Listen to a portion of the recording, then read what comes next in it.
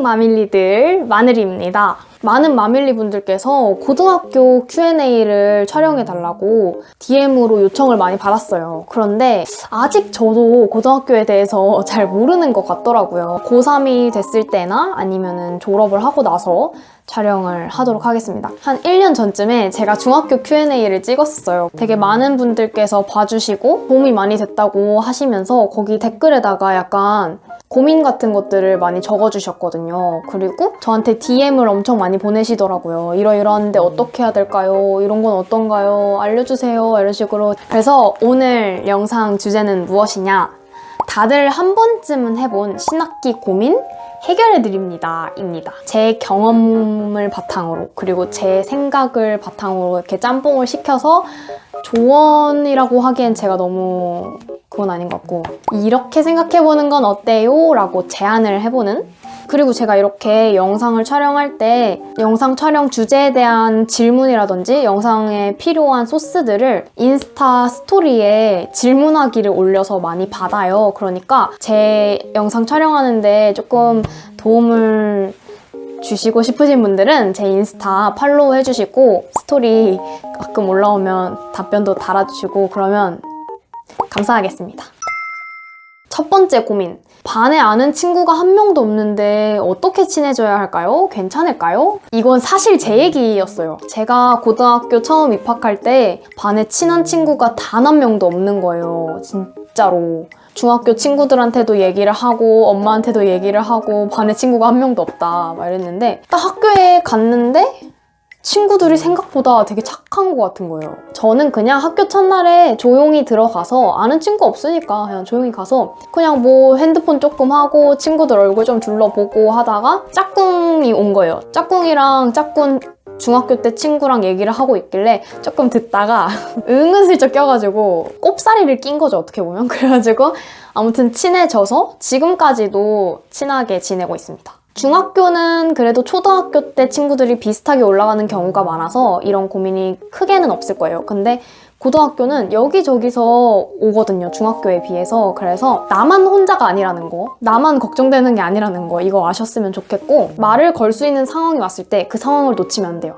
그때 딱 타이밍을 잡아서 자연스럽게 말을 걸면은 이제 친구가 된다. 두 번째, 낯을 많이 가리는데 친구 사귈 수 있을까요? 방금 첫 번째 고민에 끼어들어서 말을 하라고 했는데 진짜 낯을 너무 많이 가린다. 처음 보는 사람이랑 입이 떼지지가 않는다 하시는 분들은 언젠가는 자연스럽게 친해지게 되어 있어요. 먼저 다가와주는 친구도 분명히 있을 거고 그리고 낯을 너무 많이 가리면 극복해보는 것도 하나의 방법이라고 생각해요. 이건 진짜 제 일이 아니라서 이렇게 쉽게 말하는 게 아니라 언젠가는 극복을 해야 되는 거잖아요. 낯을 가리는 것도 평생 낯 가리면서 말도 못 꺼내고 살 수는 없는 거라고 생각하거든요. 이번 새학기를 맞아서 나는 낯을 가리는 걸 극복해보겠어 해가지고 진짜 별거 아니거든요. 어렵지 않아요. 그냥 인사 먼저 해보고 뭐 맛있는 거 좀 갖고 와서 좀 나눠줘보고 이러는 거죠. 네. 그래서 극복을 하는 것도 하나의 방법입니다. 화장하는 법도 모르고 화장하는 것도 안 좋아하는데 친구들이 왕따 시키지는 않겠죠? 화장을 연습해야 할까요? 하시는데 이거 왜 고민인지 모르겠어요. 사실 저도 학교에 화장을 잘 안 하고 다녔어요. 학기 초에만 좀 쿠션 바르고 틴트 바르고 눈썹 그리고 다녔는데 지나고 지나니까 너무너무 귀찮고 로션만 바르고 틴트 대충 바르고 다녔거든요. 근데 아무도 왕따 시키지 않아요. 절대. 진짜 초등학교가 아니에요, 여러분. 요즘엔 초등학생 분들도 안 그러거든요. 그 정도로 생각이 없는데 중고등학교에 올라왔다는 건 전 이해가 안 되거든요. 뭐라 하는 친구가 있을 수 있어요. 고등학생, 중학생 정도가 됐는데도 생각이 없는 애들은 쟤 화장 안 하고 왔어. 그래서 막 못생겼어. 이러면서 이런 애들은 생각이 이미 없는 애기 때문에 쟤네가 미리 나에게 알려줬구나. 나는 화장하고 안 하고를 가지고 친구를 구별하면서 차별하는 사람이야 라는 걸 지가 티내고 다니는 거거든요. 정말 부끄러운 겁니다. 그래서 그 친구랑은 빠른 손절을 하는 게 화장 안 한 모습을 좋아해주는 친구들이랑 친구를 하면 되는 거니까. 치마를 안 좋아해서 교복 바지 입고 다니려고 하는데 친구들이 놀리진 않겠죠? 이것도 아까랑 비슷한 맥락이니까 길게 설명은 안 하도록 하겠는데 제 친구 중에서도 실제로 바지를 입고 다녔던 친구가 있고 하나도 이상하지 않아요. 이건 뭐 학교마다 다르겠지만 바지 입고 다니는 여학생들이 많아요, 은근 학교에. 그냥 자기가 편한 거 입으면 되는 거예요. 선배를 만나면 무조건 인사를 해야 되나요? 학기 초에 학교를 갔는데 선배가 딱 복도에서 지나오셔. 난 이쪽으로 가고 있는데. 그럼 바로 안녕하세요 해야 된다? 제가 그 선배라면 되게 당황스러울 것 같아요. 쟤는 뭔데 날 알고 인사를 하는 거지? 동아리 활동이나 그런 걸 하면서 선배들을 만나게 될 계기가 분명히 있어요. 그래서 그냥 자연스럽게 친해지게 된 선배한테만 인사하시면 될 것 같아요. 초등학교, 중학교 때 왕따를 당했는데 극복할 수 있을까요? 라고 하십니다. 이 고민을 넣어야 될까 말아야 될까 고민을 했어요. 제가 왕따를 당해본 적이 없기 때문에 뭐라고 함부로 말씀을 드리기가 힘들잖아요. 왕따를 당했던 특정한 이유가 있으면 그거를 자신이 극복할 수 있도록 노력을 하면 되는 거고, 그냥 진짜 나는 아무것도 없이 열심히 학교 생활했고 내가 하고 싶은 거 열심히 하면서 다양한 활동들 하면서 열심히 지냈는데 어느 순간 애들이 내 뒷담을 까고 있네? 그냥 100이면 100 자격지심이에요. 진짜. 이거는 제가 진짜 장담합니다. 그렇기 때문에 그건 진짜 신경 쓰실 필요 없어요. 그냥 당당하게 살면 되는 거고. 근데 내가 조금 위축되는 부분이 있고 컴플렉스인 부분이 있다. 그러면은 이번 중학교, 고등학교에 올라와서 개선을 해보려고 노력을 하는 것도 좋을 것 같고, 이거는 진짜 제가 감히 제 생각으로 말씀을 드리기 조금 어려운 부분이라서 많이 힘들면 저에게 연락을 해주세요. 제가 많이 들어드리도록 하겠습니다.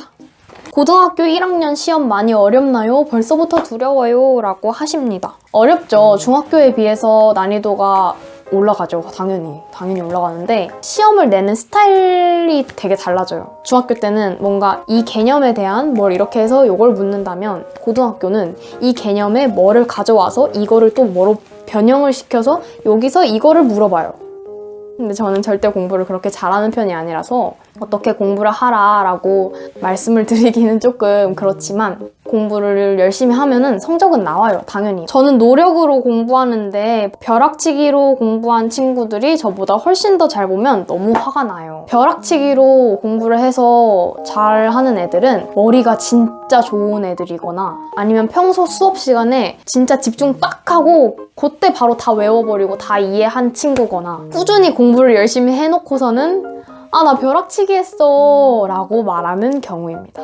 근데 아마 이 경우가 많을 것 같아요. 진짜 그 친구가 벼락치기를 해서 머리가 너무 좋아가지고 나보다 시험을 잘 봤어.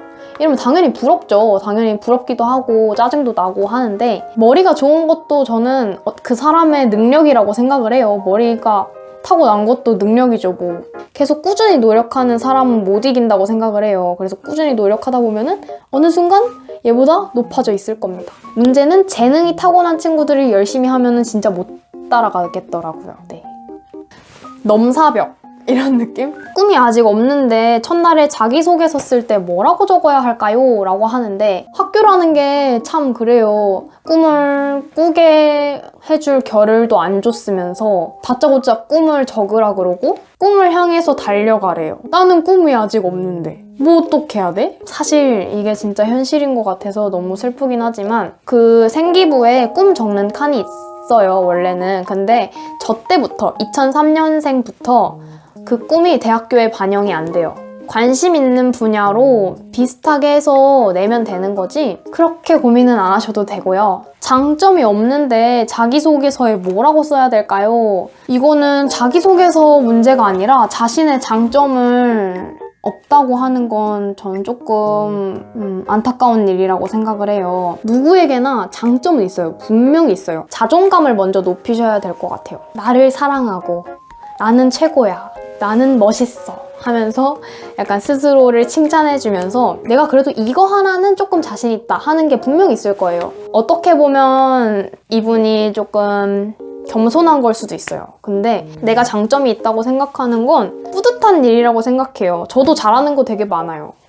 내가 나를 먼저 인정을 하고 나를 멋있는 사람이라고 생각을 해야 남들도 인정을 해준다고 생각해요. 고등학교 2학년 친구인데 아직 꿈이 없는데 어떻게 해야 되나요? 라고 하셨어요. 확고한 꿈이 있어서 거기를 향해서 열심히 노력을 해서 성취를 하면은 정말 뿌듯하고 그보다 값진 일이 없겠지만, 지금 당장 꼭 장래희망이 있을 필요는 없다고 생각해요. 사람마다 다 다른 거잖아요. 꿈이 너무 많은 사람도 있고 꿈이 너무 자주 바뀌는 사람도 있고 꿈이 없는 사람도 있을 수 있어요. 자신이 뭘 좋아하는지 아직 파악을 제대로 못 하셨을 수도 있고 지금 이 순간순간에서 내가 할 수 있는 최선의 선택들을 하면은 된다고 생각해요. 그것들이 축적이 되다 보면은 어느 순간에는 내가 좀 멋있는 사람이 되어 있지 않을까요? 원래 갖고 있던 꿈을 포기하게 되었어요. 너무 힘들고 아픈데 새로운 꿈을 다시 찾을 수 있을까요? 꿈을 어떤 이유로 포기를 하셨는지는 모르겠지만 되게 다양한 이유가 있었을 거라 생각해요. 저도 사실 꿈을 포기를 한 사람으로서 말씀을 드리자면 저는 배우가 되고 싶었어요. 중학교 때 연기라는 걸 배우게 되면서 내가 살면서 여태까지 해왔던 것들 중에 너무 뜻깊고 너무 행복한 거예요. 부모님의 반대도 있었고 예술적으로 엄청 뛰어난 그런 사람이 아니었기 때문에 그래서 저도 꿈을 포기하고 다른 길을 찾게 됐어요. 남들 앞에서 나를 표현하는 게 좋고 나로 인해서 많은 사람들이 기뻐하고 영향을 받게 해주는 그런 직업을 갖고 싶었던 것 같아요. 근데 그런 제가 그 꿈을 가지고 싶었던 이유랑 비슷했던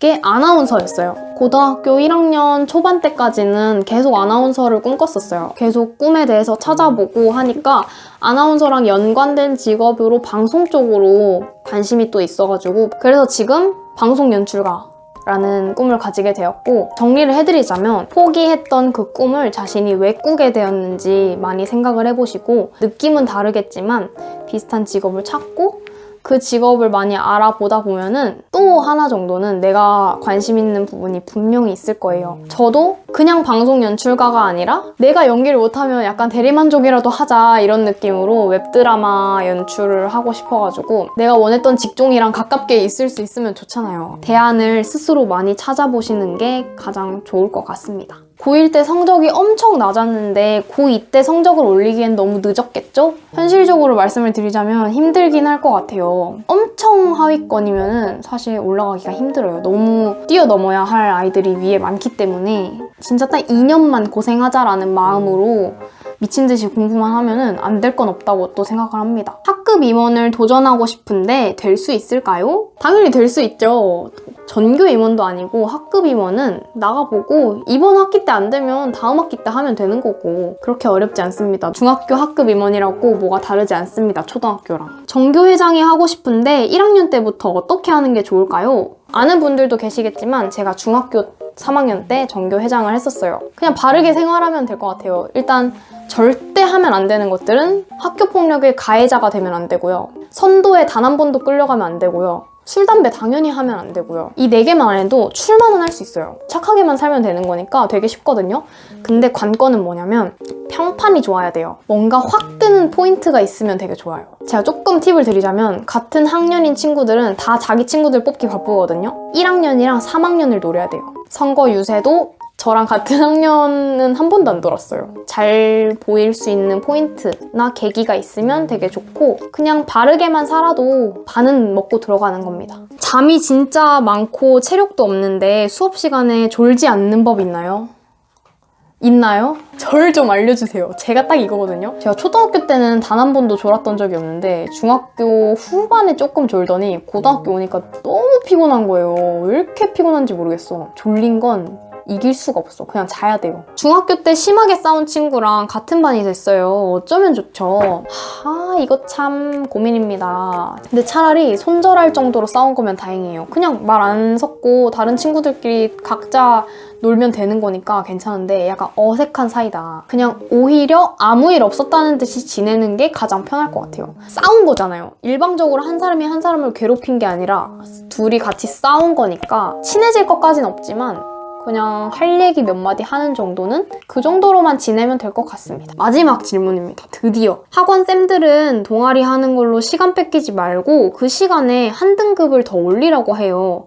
이게 맞을까요? 저도 정말 많이 들었던 얘기예요. 동아리 같은 경우에도 솔직하게 말하면 축제나 대회를 나가는 동아리는 시간을 많이 뺏겨요. 기본적으로 예를 들어서 댄스 동아리나 연극 동아리나 악기 연주하는 동아리 이런 동아리들은 축제에 기본적으로 서게 되어 있어요. 그 축제를 연습하는 기간이 시험 기간이랑 겹칠 수도 있는 거고 그리고 또 나중에 고학년이 되면은 시험 기간이 아니어도 공부를 하잖아요. 평소에도. 근데 그때 자꾸 날 불러내.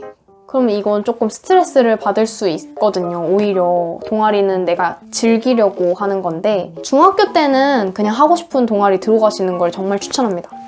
중학교 때는 하고 싶은 거 다 하면서 살았거든요, 진짜. 연극부를 하면서 학생회도 하면서 학생회장도 하면서 엄청 바쁘게 살았었어요. 스트레스 받지 않고 공부도 좀 하면서 하면 되는데 고등학교 때는 대회 안 나가는 동아리 플러스 내가 가고 싶은 대학교 학과랑 연관이 있는 동아리에 들어가는 게 가장 좋습니다. 네, 이렇게 해서 여러분들의 수많은 고민들을 읽어보았는데요. 진짜 새학기니까 새로운 마음으로 우리 같이 열심히 학교생활 해보도록 합시다. 그럼 오늘 영상도 봐주신 분들 정말 감사하고요. 다음에 더 재미있는 영상으로 또 만납시다. 안녕!